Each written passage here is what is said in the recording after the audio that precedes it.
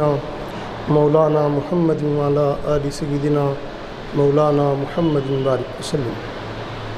بزرگوں اور عزیز ساتھیوں، یہ اللہ رب العزت کا بے پناہ احسان عظیم ہے کہ پروردگار عالم نے ہمیں محمد الرسول اللہ صلی اللہ علیہ وسلم کی امت میں پیدا کیا۔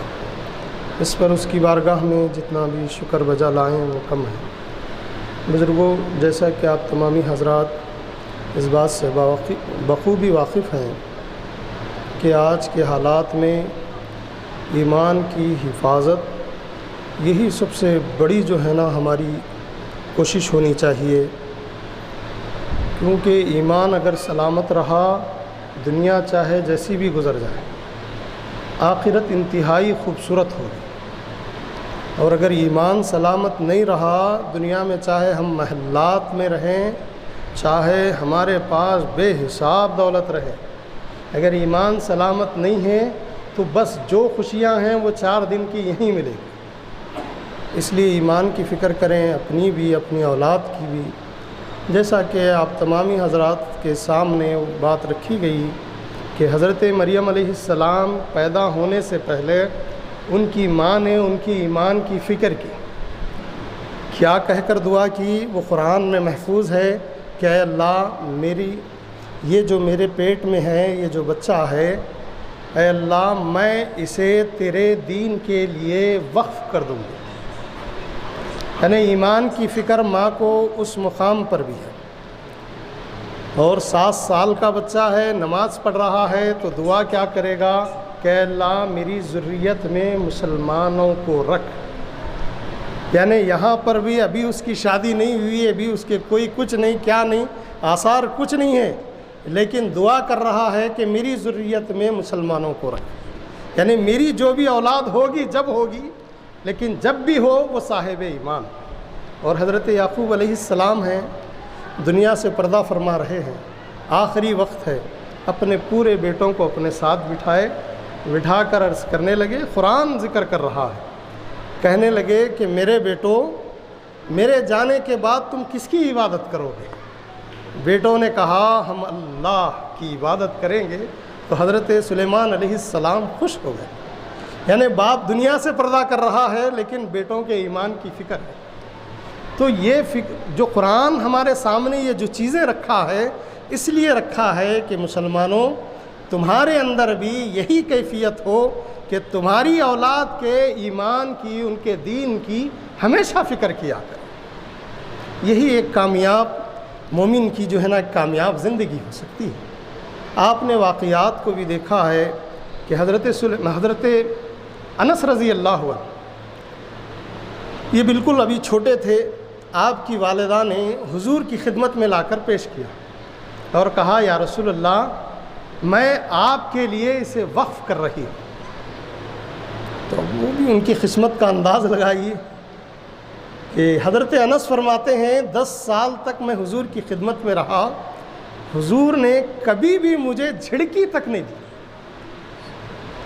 یعنی حضرت انس یہ بیان کر کر ہمارے لیے ایک دعوت فکر دے رہے ہیں کہ مسلمانوں تمہاری اولاد کے ساتھ بھی جب بھی اگر کوئی بچہ غلطی کرے، کچھ بھی مسئلہ پیدا کر دے یا کوئی شرارت کر دے، تو تمہارا انداز جو ہے نا مارنے پیٹنے کا نہیں ہونا، اسے محبت سے سمجھانے کا ہونا۔ بچہ محبت کی زبان بہت جلدی سن لیتا ہے، مارو گے، پیٹو گے، جھڑکو گے، وہ 1-2 دفعہ دیکھ لے گا، اس کے بعد اس کا جسم ان چیزوں کا عادی ہو جائے گا۔ بزرگوں اور عزیز ساتھیوں، آپ دیکھیں، آپ حضرت بختیار کاکی کی زندگی بھی آپ دیکھ لیں، حضرت بابا فرید الدین گنج شکر رحمۃ اللہ علیہ کے بارے میں آتا ہے کہ آپ فرماتے ہیں کہ ہمارے بچپن میں جو گھر کے معاملات تھے، کیونکہ والد گرامی بچپن ہی میں جو ہے نا پردہ فرما گئے، اب اکیلی ماں، ان پر جو ہے نا پورے گھر کی ذمہ داری، تو بعض دفعہ یہ ہوتا تھا کہ گھروں میں جو ہے نا فاقہ ہو جاتا تھا۔ تو جس دن فاقہ ہوتا، اگر سمجھ جائیے اب صبح سے ہم کھانا نہیں کھائے، فرید الدین گنج شکر رحمۃ اللہ علیہ فرماتے ہیں کہ صبح سے کھانا نہیں کھائے اور شام کا وقت بھی ہو گیا. اب جب ہم ماں سے پوچھتے ہیں امی جان کیا ہمارے کھانے کا انتظام ہے، تو ماں کا وہ جو جملہ ہوتا تھا وہ مجھے آج بھی جو ہے نا میری بھوک کو مٹا دیتا ہے.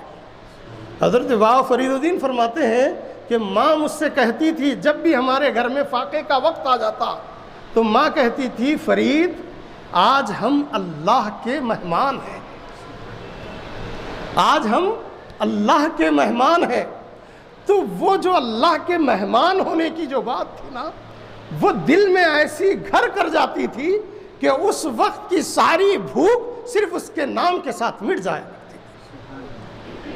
تو بزرگوں اور عزیز ساتھیوں، ماؤں نے بھی اسی انداز سے اپنے بچوں کے ایمان کی فکر کی تو وہ وقت کے اولیاء کہلائے ہیں.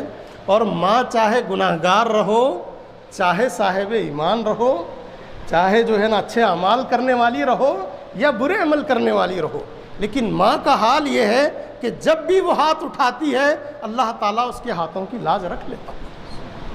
اس لیے کوششیں کریں کہ ماؤں کو بھی ہمارے سے کوئی تکلیف نہ ہو اور ہم بھی ماں باپ کو تکلیف دینے کی جو ہے نا کوئی حرکت ہم سے نہ ہو. بزرگوں اور عزیز ساتھیوں، بتلایا جاتا ہے کہ جیسے حرم کے امام ہیں، اگر چاہے ان کا عقیدہ اپنی جگہ جو بھی ہو، بتلا رہا ہوں کہ ماں کی دعاؤں کا اثر کیا ہوتا ہے. کہ حال ہی میں منصف میں جو ہے نا آیا تھا مضمون کہ ماں کی دعاؤں کے اثرات سے بچہ کس بلندی پر پہنچتا ہے.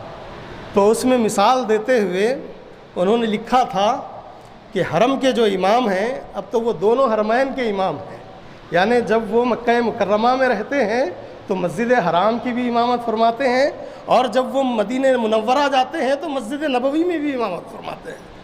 اب ان کے معاملہ ایسا ہے تو انہوں اپنی زندگی کا واقعہ اس میں لکھے کہ دیکھو میرا جو بچپن تھا وہ انتہائی میں شریر تھا، شرارت کیا کرتا تھا.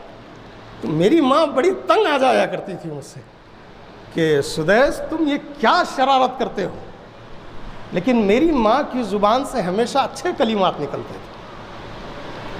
اور ایک وقت آ گیا کہ ہمارے گھر میں مہمان آ گئے اور وہ مہمانوں کے لیے اچھا سالن ہماری والدہ بڑی محنت سے بنائی اور مجھے شرارت سوجی. تو میں نے کیا کیا، وہ جو اس وقت کی جو ڈش تھی یعنی اس کا جو ڈھکن تھا وہ کھول کر میں اس میں ریت ڈال دیا. اب وہ مہمانوں کے سامنے آ گیا سالن. اب وہ مہمان کھانا چاہ رہے ہیں، ریت ہے ان پر، ذرات ہیں. ان کو بھی بڑی تکلیف ہوئی، ماں کو بڑی شرمندگی ہوئی. ماں نے کہا پتہ نہیں میں اتنی محنت سے ان مہمانوں کے لیے بنایا، کس نے ایسی شرارت کی ہوگی. آپ اپنی بیٹی کو بلا کر بولے کہ بیٹے دیکھو تو صحیح کون یہ شرارت کر گیا ہے کہ مہمانوں کے سامنے مجھے شرمندہ کر دیا. آپ بڑی غصے میں آ گئی. تو بہن فوراً جو ہے نا بھائیوں سے پھسلا کے کر کے، آج بھی دیکھو آپ بہنوں کا انداز بڑا پیارا ہوتا ہے کہ تھوڑا نرم ہو کر بھائی کو کچھ بھی بول دے تو اپنے دل کی پوری کیفیت بہن کے سامنے سنانے لگ جاتا ہے. تو وہ بہن تھی، وہ بھی سدیس کی. انہوں نے کہا کہ سدیس کیا تم نے ایسا کیا ہے؟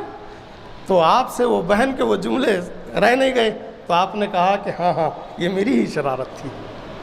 اب ماں کے سامنے آ کر بول دیے کہ دیکھو یہ سدیس نے یہ شرارت کیا کہ سالن میں ریت ڈال دی ہے. تو یقین مانیں آپ، انہوں نے لکھا ہے کہ جب ماں کے ہاتھ اٹھے نا، کیا بول کر اٹھے، میں دعا کرتی ہوں سدیس تیرے بارے میں کہ اللہ تجھے حرم کا امام بنائے. تو یقین مانو آج پوری دنیا، وہ سدیس ابھی بھی زندہ ہیں، وہ حرم کے امام ہیں. بتلانے کا مقصد یہ ہے کہ ماں کی جب بھی جو ہے نا دعا ہوگی اللہ ضرور قبول کرے گا. اس لیے ان کا بھی پاس و لحاظ رکھیں اور ایمان کی فکر کرتے ہوئے اپنی زندگیوں کو گزارنے کی کوششیں کریں. اپنی اولاد کے لیے وہی چاہیں جو اپنے لیے چاہتے ہوں. ہمارا حال کیا ہے، ہم تو مسجد میں ہیں، بس ہماری اولاد کی فکر نہیں ہے ہمیں. ہم تو چاہتے ہیں کہ ہم وظیفے پڑھیں، بچہ کیا کرے اس کے لیے فکر نہیں ہے ہمارے پاس. تو یقین مانو اگر ہمیں یہ خواہش ہے کہ جنت میں جائیں تو یہی خواہش ہمارے بچے کے لیے بھی ہمارے دل میں ہو کہ میرا بچہ بھی ایسی زندگی گزارے کہ جب یہ دنیا سے جائے تو وہ جنتی ہو کر جائے. بس اللہ رب العزت سے دعا ہے، پاک پروردگار سب سے پہلے مولا مجھ بولنے والے کو صحیح معنوں میں دین اور ایمان کی فکر کرنے والا بنا، پھر سننے والوں کو بھی اسی دولت سے نواز۔ وما علینا الا البلاغ، جو حضرات سنتیں نہ پڑھے ہوں